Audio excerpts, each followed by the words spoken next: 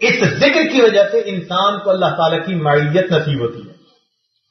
چنانچہ حدیث پاک میں آتا ہے ایک مرتبہ حضرت موسیٰ علیہ السلام کو اللہ تعالیٰ نے وحی عطا فرمائی, اے موسیٰ علیہ السلام کیا آپ اس بات کو پسند کرتے ہیں ان اسکن معک فی بیتک یا موسیٰ, کیا موسیٰ علیہ السلام کیا آپ اس چیز کو پسند کرتے ہیں میں آپ کے ساتھ آپ کے گھر میں رہوں.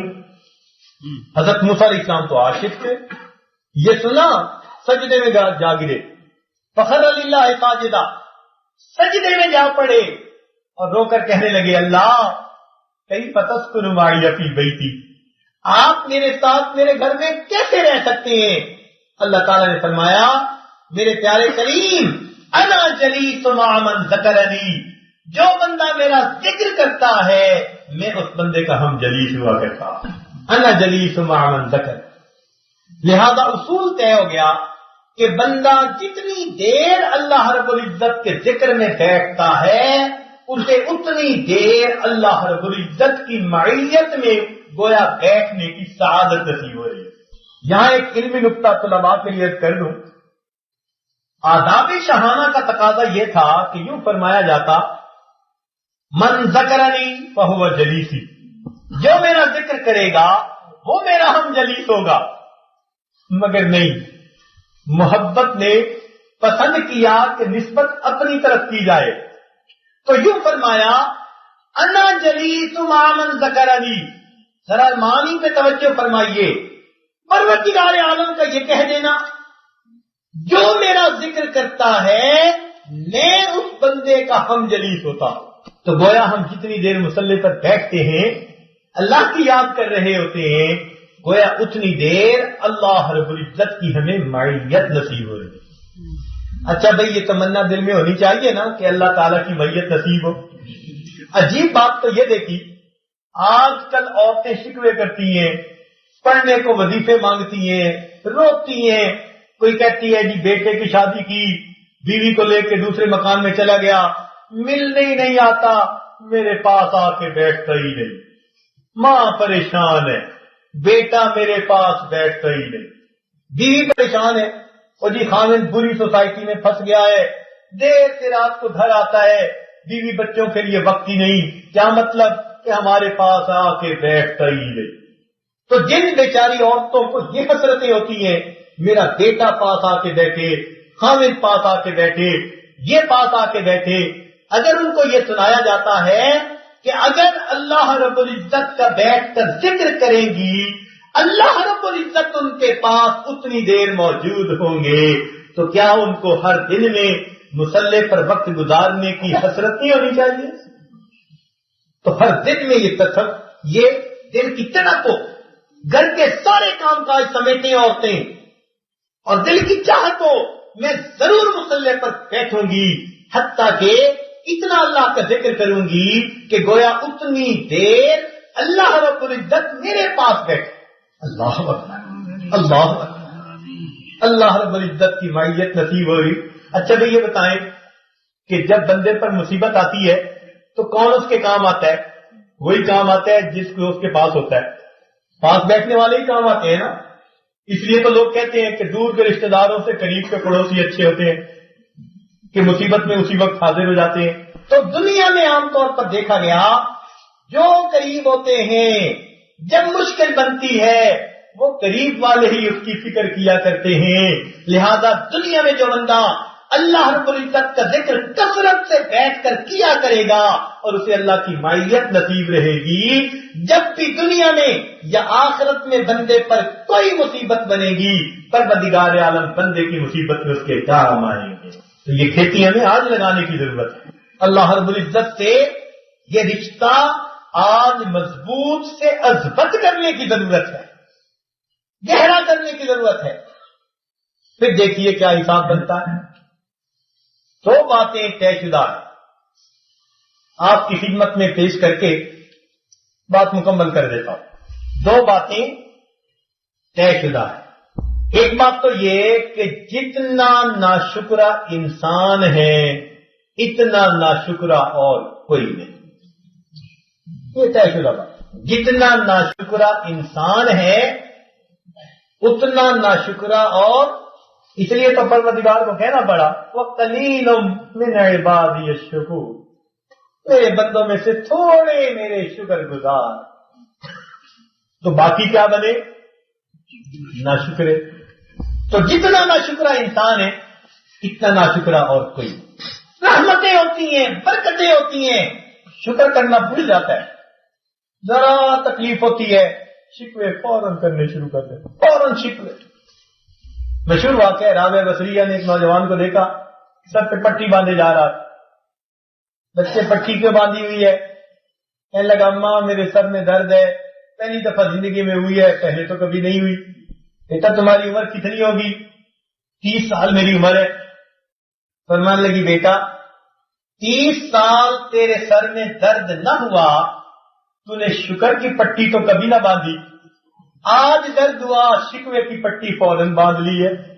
تو یہ انسان کی حالت کہ نعمتوں کی قدردانی کر نہیں پاتا، ذرا سی اونچ نیچ ہو تو بس اسی وقت شکوے کے جھنڈا ہاتھ میں لے لیتا ہے، نہ شکرا جو ٹھہرا ذرا سی بات۔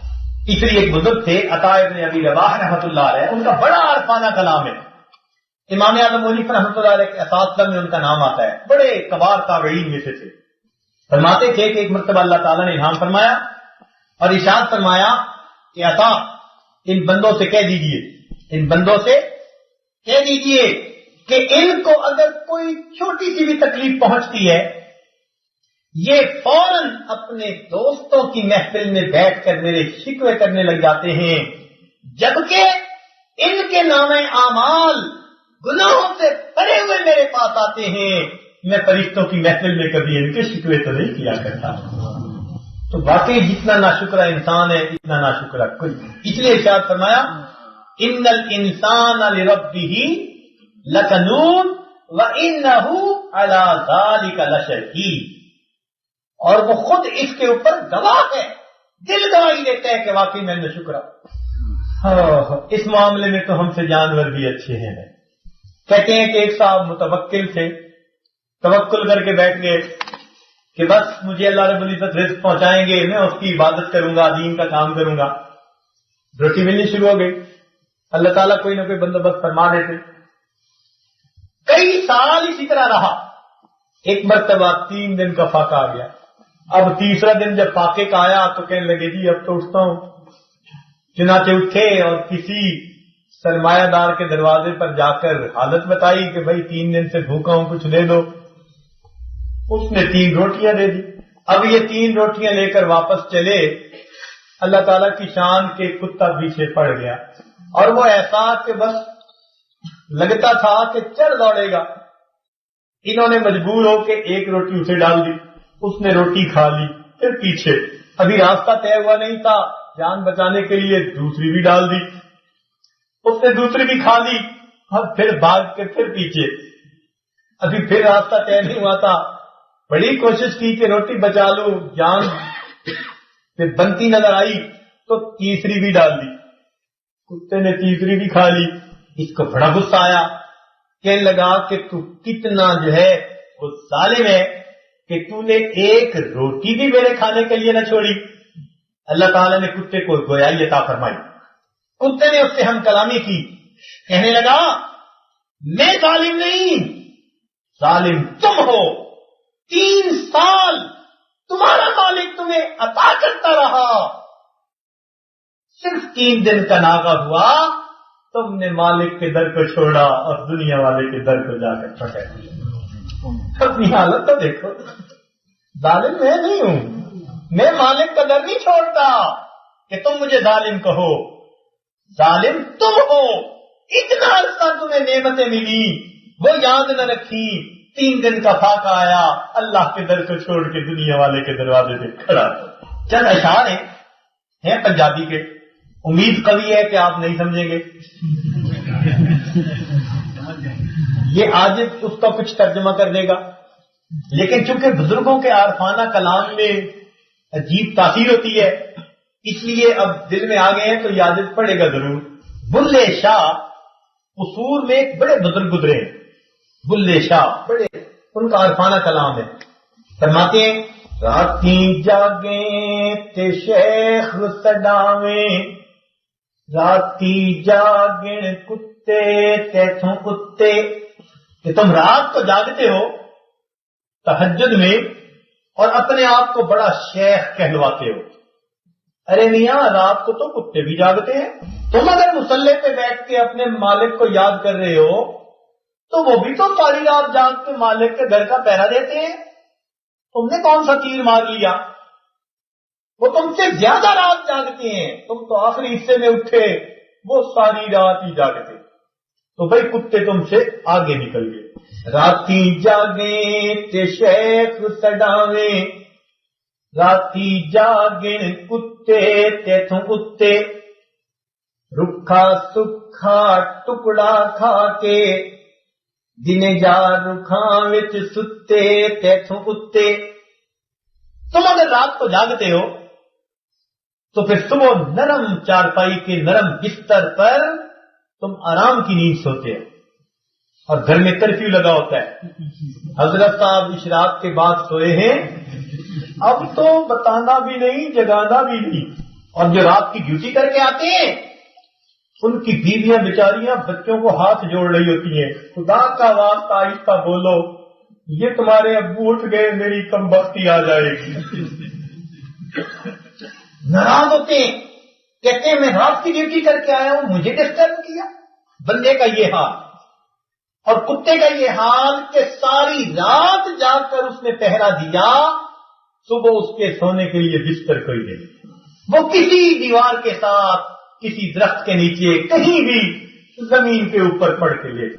راتی جاگیں تے شیخ سڈاویں، راتی جاگن کتے تیتھوں کتے، رکھا سکھا ٹکڑا کھا کے، دن جا رکھاں وچ ستے تیتھوں کتے، در مالک دا مول نہ چھوڑن، بھاویں مارے 100 جتے تیتھوں کتے.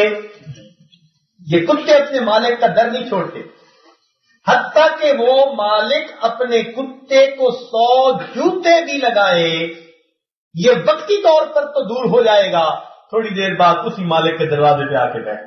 اور اے سالک، تجھے چھوٹی سی کوئی تکلیف آ جاتی ہے تو مسجد کا راستہ بھول جاتا ہے.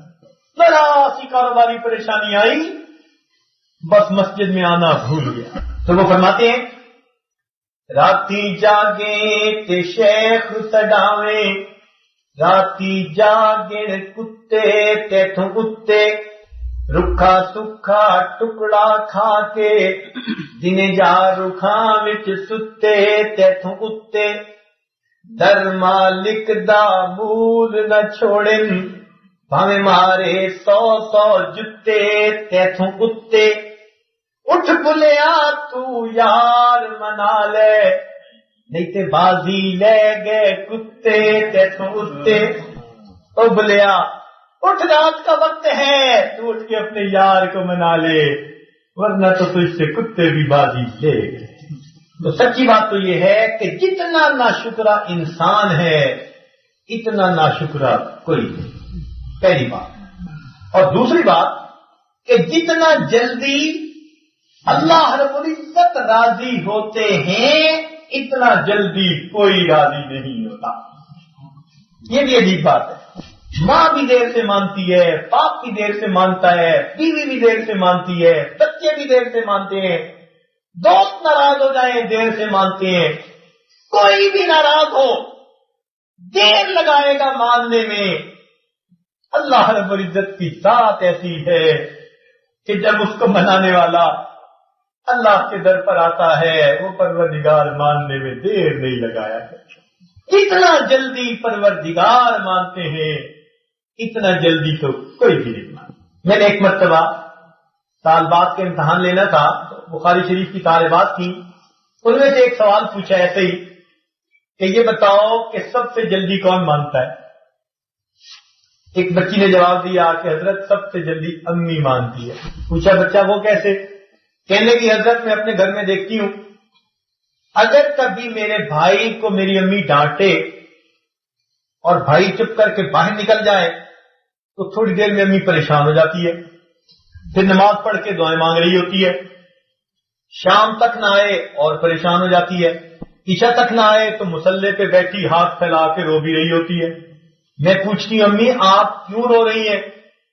بیٹی تمہارا بھائی ابھی تک واپس نہیں آیا، میں رو رہی ہوں، دعا مانگ رہی ہوں، اللہ اس کو برے فتنوں سے بچانا، بخیریت اس کو گھر واپس لانا۔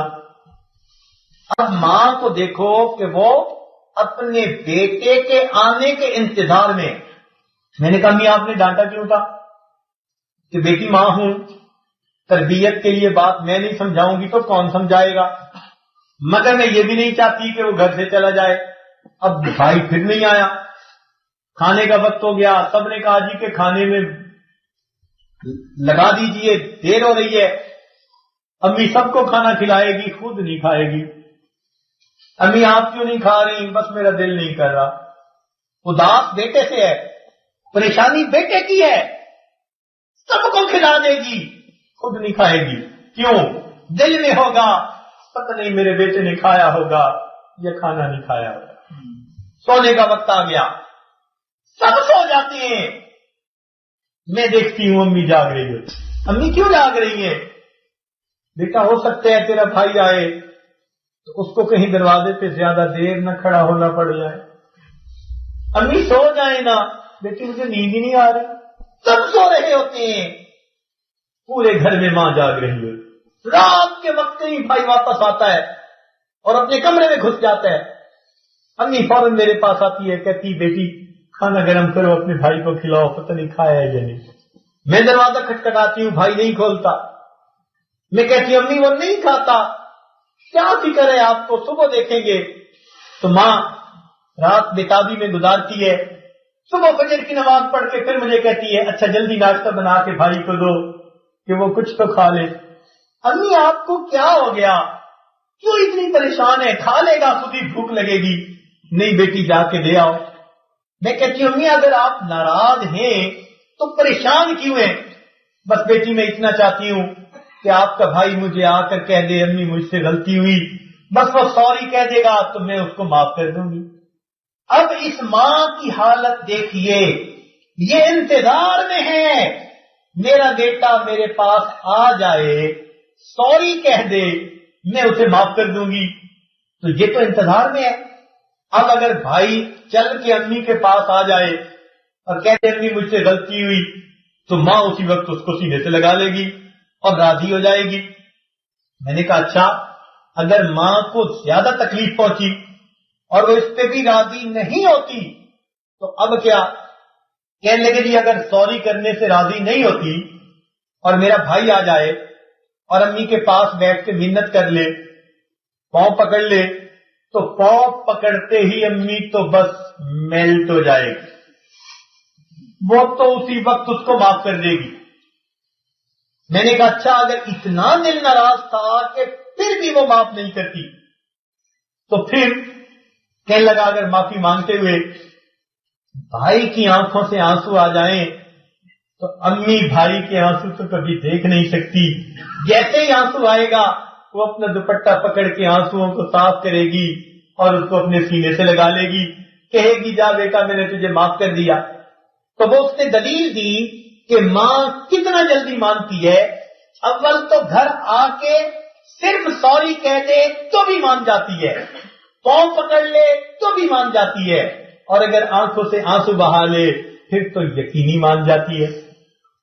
میں نے کہا کہ وہ جلدی تو مانی مگر ایک ہستی اس سے بھی جلدی مان جاتی ہے۔ وہ بڑی حیران ہوئی، کہنے لگی حضرت وہ کیا، امی سے بھی جلدی کوئی مانتا ہے؟ میں نے کہا ہاں، امی کو منانے کے لیے آ کے سوری کرنا پڑے گا، پاؤں پکڑنے پڑیں گے، آنسو بہانے پڑیں گے، کچھ نہ کچھ کرنا پڑے گا، مگر ایک ہستی ایسی ہے جس کو منانے کے لیے انسان اپنی جگہ بیٹھا ہے، وہی بیٹھے بیٹھے فقط اپنے دل کے اندر اپنے رب سے ہم کلامی کرتا ہے، مالک میں نے بڑی خطائیں کی، بڑے گناہ کیے، میں نے آپ کو ناراض کیا، اے مالک میں شرمندہ ہوں، اے مالک میں شرمندہ ہوں۔ اپنے دل میں وہ سوچ سوچ کے شرمندہ ہوتا ہے اس نے زبان سے لفظ کوئی نہیں کہا، فقط دل میں شرمندہ ہوا۔ اللہ تعالیٰ فرماتے ہیں الندم توبۃ، وہ دل کی ندامت ایسی ہے جیسے وہ توبہ کر رہا ہے، اللہ تعالیٰ اس ندامت کو قبول کر کے گناہ معاف فرما دے۔ تو اللہ تعالیٰ کو منانے کے لیے لفظ بھی نہیں کہنا پڑتا، اتنا جلدی مانتے ہیں، لفظ بھی کہنا ضروری نہیں، فقط دل میں شرمندہ ہوا کہ میں نے برا کیا، میں نے اچھا نہیں کیا، فرمایا دل کی ندامت کی توبہ، اور توبہ کرنے والے کے بارے میں فرمایا التائب حبیب اللہ۔ سوچئے تو صحیح اللہ تعالیٰ کتنا جلدی مانتے۔ بنی اسرائیل میں ایک مرتبہ بارش نہیں ہوتی تھی، حضرت موسیٰ علیہ السلام قوم کو لے کر میدان میں آئے۔ جب قوم کو لے کر میدان میں آئے سب نے دعائیں مانگی، مگر حضرت موسیٰ علیہ السلام کو بتایا گیا کہ اس مجمع میں ایک چغل خور ہے، جب تک وہ مجمع میں ہے اس کی نحوست ہے کہ اس کے اوپر ہم بارش نہیں برسائیں گے۔ چنانچہ حضرت موسیٰ علیہ السلام کو بڑا جلال آیا، کھڑے ہو گئے، انہوں نے خطبہ دیا، انہوں نے خوب سمجھایا کہ ایک بندہ ہے جو چغل خور ہے اور اس کی وجہ سے سارے لوگوں پر بارش بند ہے، بچے بلک رہے ہیں، جانور تڑپ رہے ہیں، مرد عورتیں پانی کو ترستے ہیں۔ تو بھائی جس بندے کے اندر یہ عیب ہے میں اسے خوف خدا دلاتا ہوں، وہ یہاں سے نکل جائے، اس کی نحوست سے باقی جو مصیبت میں کہیں آ جائیں۔ جب انہوں نے خوب سمجھایا، ابھی سمجھا کے ہٹے ہی تھے کہ اتنی دیر میں آسمان پر بادل آئے اور چھم چھم پانی برسنے لگ گیا، بارش ہوئی، خوب دل کھول کر بارش ہوئی۔ حضرت موسیٰ علیہ السلام حیران، مجمع سے اٹھ کے گیا بھی کوئی نہیں اور بارش بھی ہو گئی، تو یہ کیا معاملہ؟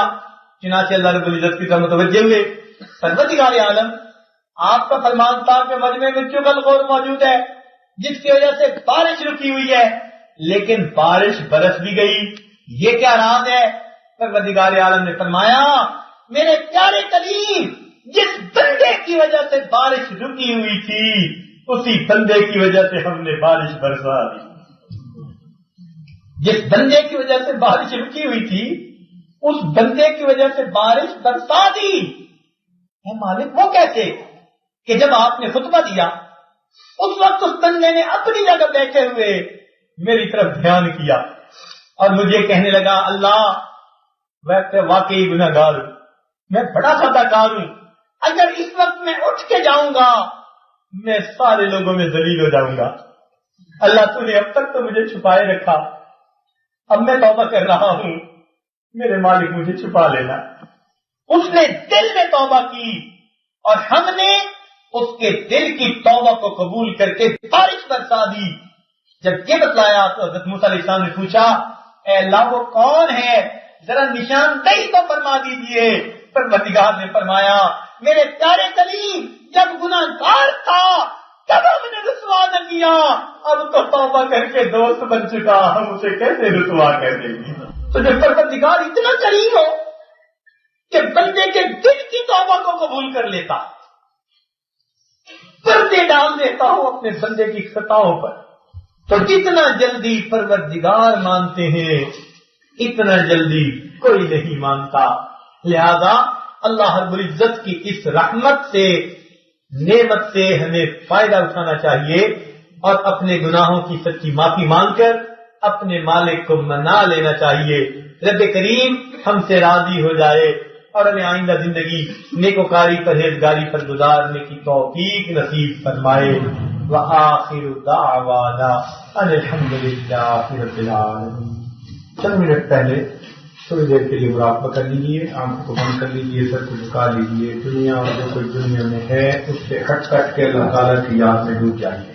سرکش کو اب تو یا رب غلام تیرا بناؤں گا، اپنے نفس سرکش کو اب تو یا رب غلام تیرا، میں چھوڑ کر کاروبار سارے کروں گا ہر وقت کام تیرا، کیا کروں گا بس اب الہی ذکر ہی صبح و شام تیرا، جماؤں گا دل میں یاد تیری، رٹوں گا ہر وقت نام تیرا، ہر دم کروں گا اے میرے باری اللہ اللہ اللہ اللہ اللہ اللہ اللہ اللہ۔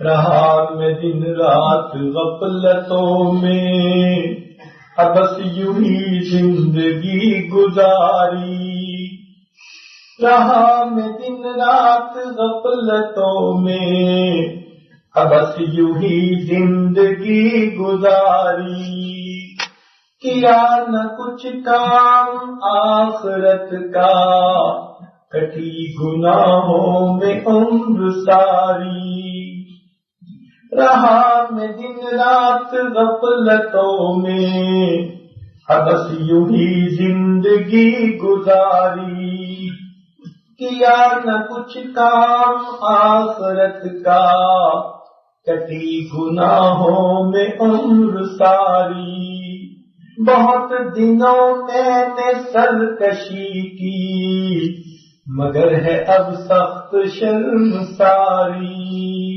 میں سر جھکاتا ہوں میرے مولا، میں توبہ کرتا ہوں میرے باری، رہا میں دن رات غفلتوں میں، بس یوں ہی زندگی گزاری، کیا نہ کچھ کام آخرت کا، کٹی گناہوں میں عمر ساری، بہت دنوں میں نے سرکشی کی، مگر ہے اب سخت شرمساری، میں سر جھکاتا ہوں میرے مولا، میں توبہ کرتا ہوں میرے باری، ہر دم کروں گا اے میرے باری اللہ اللہ اللہ اللہ اللہ اللہ اللہ اللہ، لا الہ الا اللہ محمد رسول اللہ۔ دعا کیجیے سبحان ربی العظیم اللہم صلی علی سیدنا محمد وعلی آل سیدنا محمد وبارک وسلم۔ ربنا ظلمنا انفسنا وان لم تغفر لنا وترحمنا لنكونن من الخاسرین۔ اے مالک، ہم آپ کے عاجز مسکین بندے ہیں، ہمارے گناہوں کو معاف فرما، ہماری خطاؤں سے درگزر فرما، ہمارے عیبوں کی پردہ فرما، اللہ ہماری نگاہوں کو پاک فرما، ہمارے دلوں کو صاف فرما، ہمارے سینوں کو اپنی محبت سے لبریز فرما، ہمیں عشق کی آتش ہمارے سینوں میں پیدا فرما، ہمارے انگ سے اپنے ذکر کو جاری فرما، روئے روئے سے اپنے ذکر کو جاری فرما، ہڈی ہڈی بوٹی بوٹی میں اپنی محبت پیدا فرما، اللہ جو گناہ ہم نے دن میں کیے معاف فرما، جو راتوں میں کیے معاف فرما، جو محفل میں کیے معاف فرما، جو تنہائیوں میں کیے معاف فرما، اللہ جو گناہ ہمیں یاد ہے وہ بھی معاف فرما، اور جو کر کے بھول گئے وہ گناہ بھی معاف فرما، اللہ ہمیں برے دن سے محفوظ فرما، بری رات سے محفوظ فرما، برے کاموں سے محفوظ فرما، برے دوستوں سے محفوظ فرما، برے انجام سے محفوظ فرما،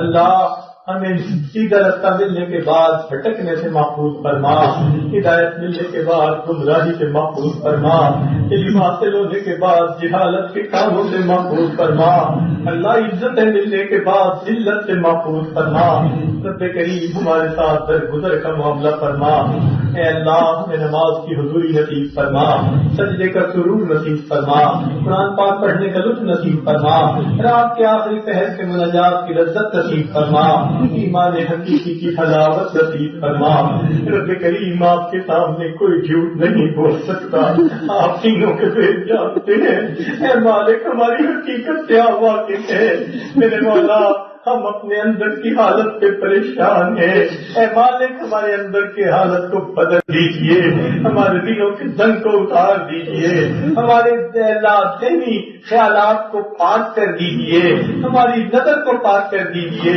سوچوں کو پاک کر دیجیے، اے اللہ ہمیں عبادات کی لذت عطا فرما دیجیے، نماز کی حضوری نصیب فرما دیجیے، اے اللہ عمر گزرتی چلی جا رہی ہے، ہمیں ایمان حقیقی کی علامت کب ملے گی؟ اللہ ہمیں سجدے کا سرور کب نصیب ہوگا؟ اے مالک ہمیں ذکر کی علامت کب ملے گی؟ رحمت فرما دیجیے، اللہ ہمارے ساتھ درگزر کا معاملہ فرمائیے، ہم چاہیں نہ چاہیں پیشانی کے بالوں سے پکڑ کے ہمیں نیک بنا دیجیے، اے اللہ جو پریشانی ہے ہم کو دور کر دیجیے، جن دوست احباب نے دعاؤں کے پیغامات دیے، وعدے لیے یا ای میل کی یا خط لکھے، اللہ ان سب کی نیک حاجات کو پورا فرما دیجیے، اور یہ ہمارے دوست عزیز رشتہ دار ماں باپ مشائخ اساتذہ دنیا سے رخصت ہو چکے، اللہ ان کی مغفرت فرما دیجیے، اور جن کی آپ نے مغفرت کر دی قرب کے اعلیٰ درجات عطا فرمائیے۔ اے اللہ جب ہمارے جانے کا وقت ہو اس وقت ہمارے ایمان کی حفاظت فرمائیے، اے اللہ ہم سے تو گھر کی چھوٹی چھوٹی چیزوں کی حفاظت نہیں ہوتی، ایمان تو بڑی قیمتی دولت ہے، ہم ان کی حفاظت کیسے کر پائیں گے؟ اے اللہ ہر کمزور کبھی کو پکارتا ہے، اے مالک ہم آپ کو پکار رہے ہیں، اس وقت ہماری مدد فرما دینا، شیطان مردود سے ہمیں بچا لینا، ایمان کے ساتھ دنیا سے ہمارے رخصت ہونے کو قبول کر لینا، رب کریم رحمت کا معاملہ فرما، اے اللہ ہماری دعاؤں کو اپنی رحمت سے قبول فرما، اے اللہ جن دوست احباب نے اس عاجز کے یہاں آنے کے لیے انتظامات کیے، دعوت دی، یہاں بلایا، اللہ اس کے بدلے ان کو اپنی سچی محبت عطا فرما دیجیے، جتنے گھروں میں اے اللہ دوست احباب نے کھانے دعوتوں کا انتظام کیا اور دوست احباب نے محبتوں کے ساتھ اپنے گھروں میں استقبال کیا، اللہ سب کی محبتوں کو قبول فرمائیے اور سب کو اپنی محبتیں عطا فرما دیجیے، کتنے اور دوست بھی وقت کی کمی اور وقت کا مطالبہ کرتے رہے، اللہ وقت کم تھا کہ آج یہ سب کو نہیں دے سکا، مگر تو ان کے دلوں کی مراد پوری فرما دیجیے، اے اللہ رحمتوں کا معاملہ فرمائیے، جتنے بھی یہاں پر مسلمان ہیں سب کی زندگیوں میں برکتیں عطا فرمائیے، سب کی پریشانیوں کو دور کر دیجیے، اللہ سب کو اپنی حفاظت عطا فرما دیجیے، اے اللہ ہماری آنے والے نسلوں کے ایمان کی حفاظت فرما دیجیے، اے اللہ ہماری ان دعاؤں کو اپنی رحمت سے قبول فرمائیے، جتنے مرد ہیں سب کو اپنے مقرب بندوں میں شامل فرمائیے، جتنی مسئولات تک آواز جا رہی ہے سب کو اپنی مقرب بندیوں میں شامل فرما لیجیے، مالک جیسا آپ چاہتے ہیں ہمیں ویسا بننے کی توفیق عطا فرما دیجیے، ربنا تقبل منا انك انت السميع العليم تب علينا انك انت التواب الرحيم صلى الله تعالى على حبيبه سيدنا محمد وآله وأصحابه أجمعين برحمتك يا أرحم الراحمين.